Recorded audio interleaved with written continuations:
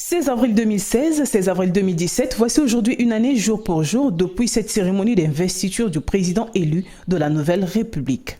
De remplir loyalement les hautes fonctions que la nation et le peuple m'ont confiées, de garantir la paix et la justice à tous, de préserver l'unité nationale, l'intégrité du territoire national, la souveraineté et l'indépendance nationale.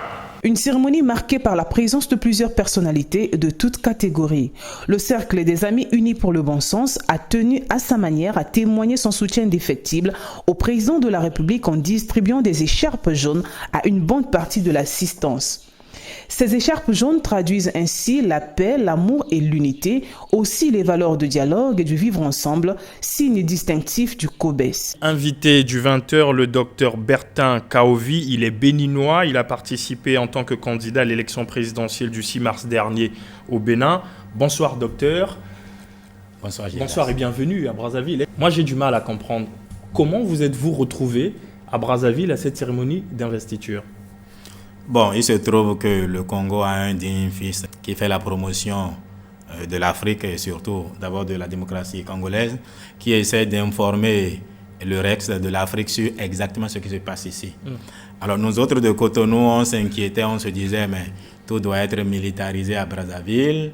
Mais lui, quand j'ai suivi sa conférence à Paris, où il essayait de parler à la diaspora congolaise et aux Européens sur la réalité du Congo, je lui ai dit, mais tiens, cher ami, je voudrais vérifier si... Pour ne pas vous interrompre, quand vous dites que de prime abord, le Congo, pour vous, par rapport à ce que vous avez entendu, était militarisé, cette information part d'où ? Bon, je suis psychologue de la communication. Alors, quand vous entendez, je ne vais pas citer des radios ni des télés, mais la presse internationale, quand on parle, enfin ces derniers jours, quand vous entendiez parler du Congo, ça laisse croire qu'il y a de l'insécurité. Qu'ici on ne circule pas, voilà, qu'on est tous cloîtrés chez soi. C'est ce que ça donne comme impression. Donc j'ai voulu vérifier et curieusement, tout le monde va à ses occupations. Et je suis allé à l'investiture. Ça s'est passé normalement comme cela devrait se passer n'importe où. Bref, je voulais voir de visu et constater moi-même la réalité du terrain, ce que j'ai fait. D'accord. Donc, l'essence même du discours inaugural du président de la République, qu'avez-vous retenu ? Alors, j'ai retenu pêle-mêle d'abord deux expressions.